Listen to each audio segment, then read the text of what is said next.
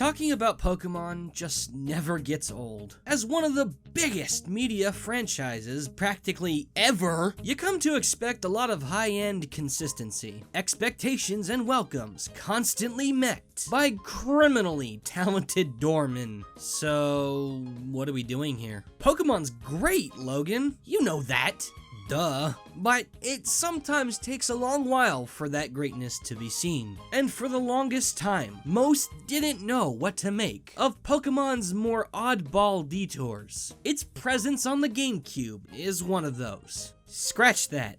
2. Pokemon Colosseum and XD Gale of Darkness are spin-off titles that seem to remain in the shadows they casted so proudly. They came, sold some couple million copies, and then they went. Never to be touched in, what, isn't this year 12? Breaking up established norms didn't sit well with everyone, and to this day, it's the most mixed dish to advertise the traditional Pocket Monster flavor. Pokemon Gray version was there all along. Yes, I am lumping these two games together. Both have identical qualities, and it just wouldn't feel right separating them. I will, however, highlight traits unique to either if I feel it's significant. Also, thanks to the helpful feedback Episode 1 received, I've implemented a density scale. Points range from 1, standard, 2, moderate, or 3, heavy.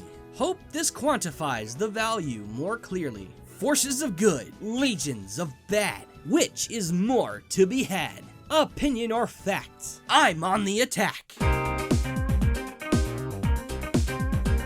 Damn, we're off to a good start already. Listen to that!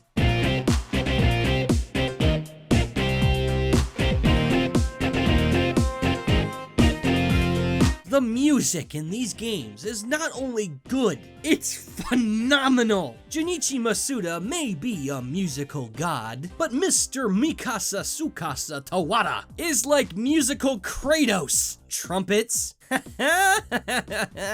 Orchestra, bitch! From the jazzy Pyrite Town, through the hype crackling Syndicate showdowns, and down to the cinematic staff rolls. It's tops! My favorite soundtrack in the franchise. Tall order, but beats this rich can pay it off, and the tip will fund your vacation.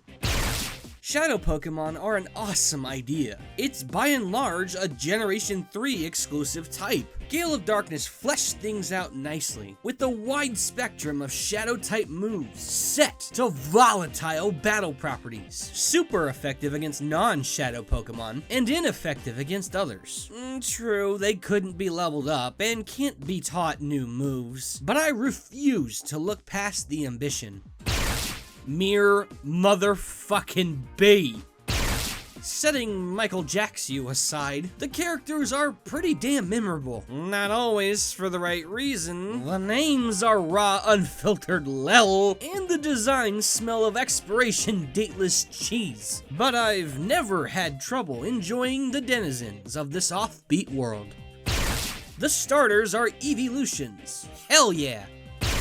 These were released in a time where most of the Gen 2 Pokemon were practically impossible to get in the core Gen 3 games without cheating. But Colosseum and XD made filling up the national dex in that point in history a reality. Outdated, positive, but still pretty cool. Considering Gen 3 introduced double battles, I think it's real nice to have two games based entirely on them. They reward strategy and help those unfamiliar with the format learn a bunch of things the singles meta doesn't even touch upon. This was the first time Hoenn's roster of Pokemon were featured as 3D models. And honestly, they look great. Breloom's blocky stubs, and Zangoose's whipped cream tail notwithstanding. Sound effects aren't a common point of celebration, but I'll happily break that mold. The sound direction the battles were steered in is incredible, with XD's attacks sounding particularly intense. I would kill to have the raw rips of these. I never get tired of it. Gale of Darkness's finale is so ridiculously awesome. It alone justifies every new playthrough of mine.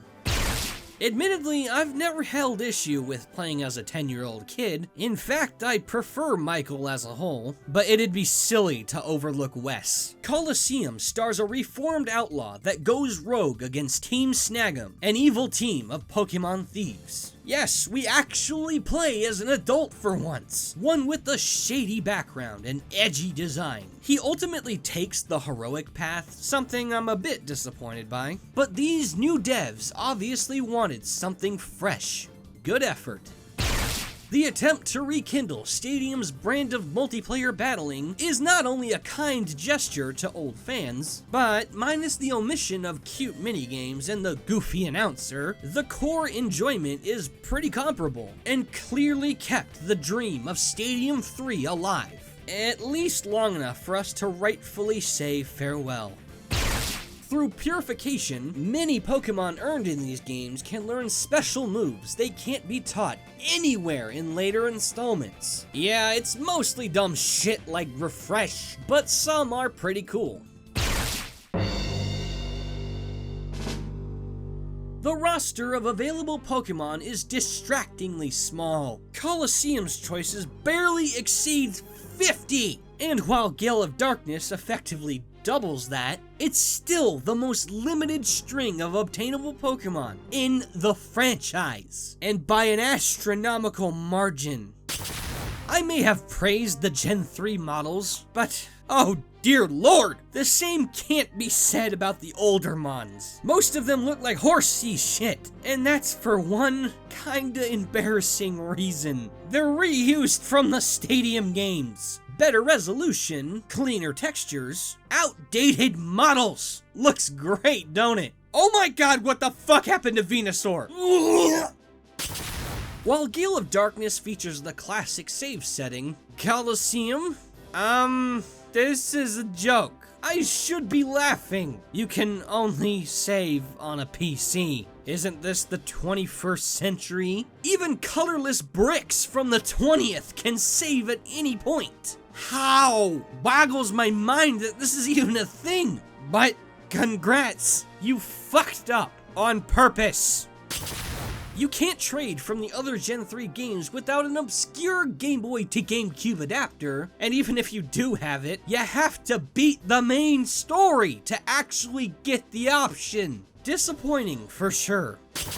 Colosseum's level progression is a joke, starting from the mid-20s and only stopping around the late 60s. Once again, Gale of Darkness improved on this, but starting off that high really makes the journey's impact and length more underwhelming than it needed to be.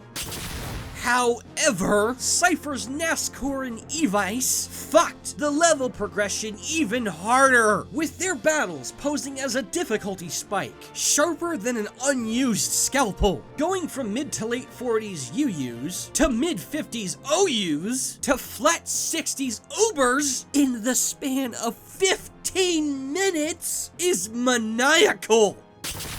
Mount Battle sucks. The first 85 battles are too easy or too tedious to be all that enjoyable, and the reward is not worth it, especially now that the newer games offer those same rewards with significantly less hassle duct taped to them. Pit of 100 trials, this ain't.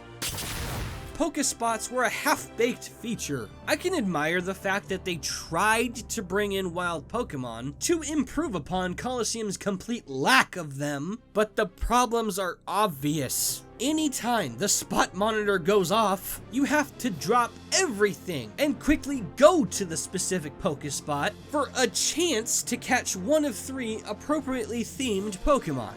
That's a pain in the ass, especially if you're far into a new area. The part that bugs me the most is the lack of options. Even in Gen 3, there are plenty of obvious omissions that should have been available. Geodude, Onix, and Clefairy for the cave, Cacnea, Lileep, and Anorith for the desert, and Lotad, Corphish, and Marill for the oasis. Just as examples. None of those conflict with the obtainable Shadow Pokemon, mind you. You legit omitted no-brain additions to the Pokedex.